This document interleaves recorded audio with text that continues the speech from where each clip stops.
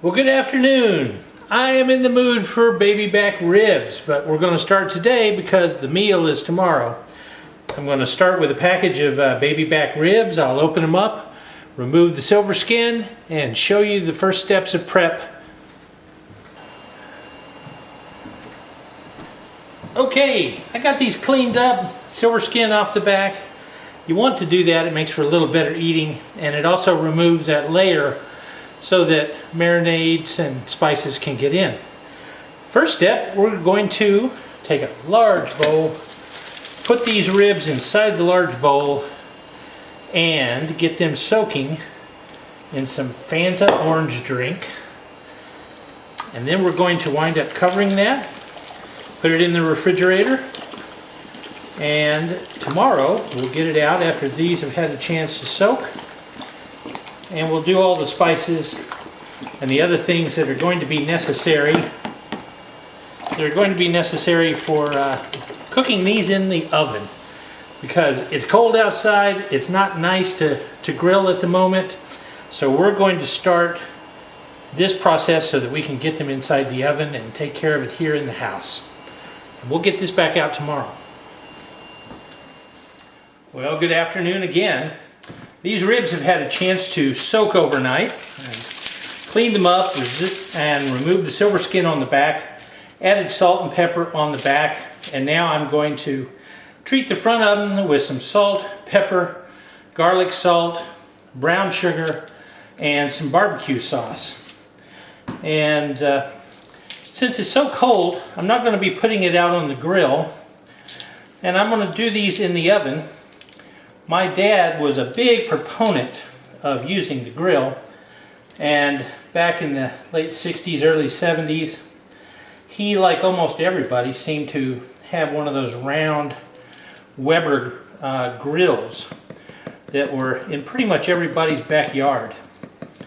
And he got tired of getting the charcoal for it. It took too long to get the fire going, so he decided to turn it into something that would run on gas.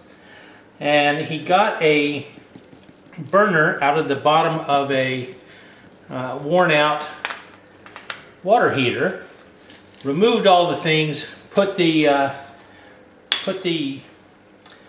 burner inside there, put a little garlic powder on here, not salt, because that would be too much salt.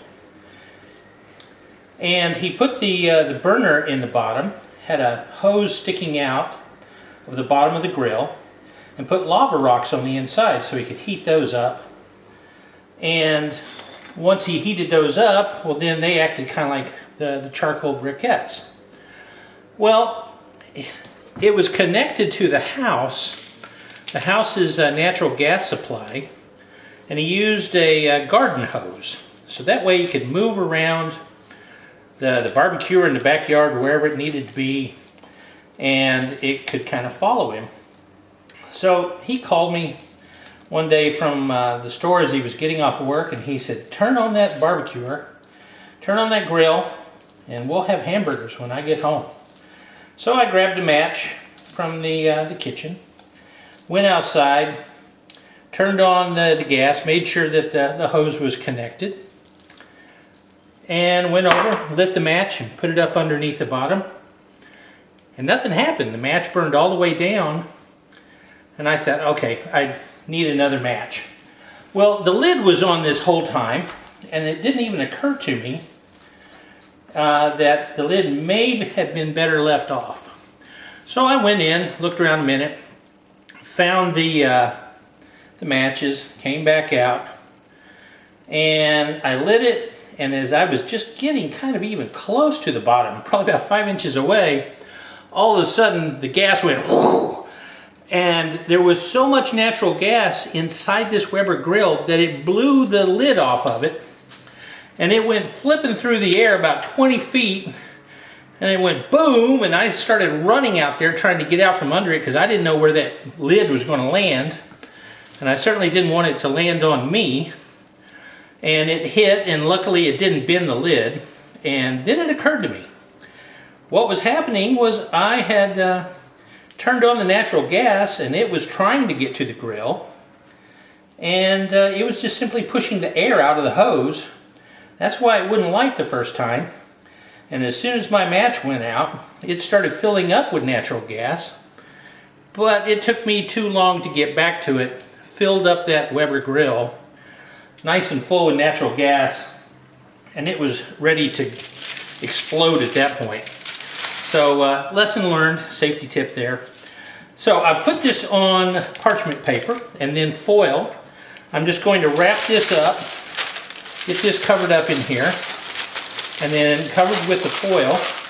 I'll be putting it inside the oven at 275 degrees. Going to run that for 3.5 hours, and then we'll pull it out and see what it's like. I'll get this wrapped up. I want to put one other piece of foil in here because these ribs are pretty large. They're not quite going to reach.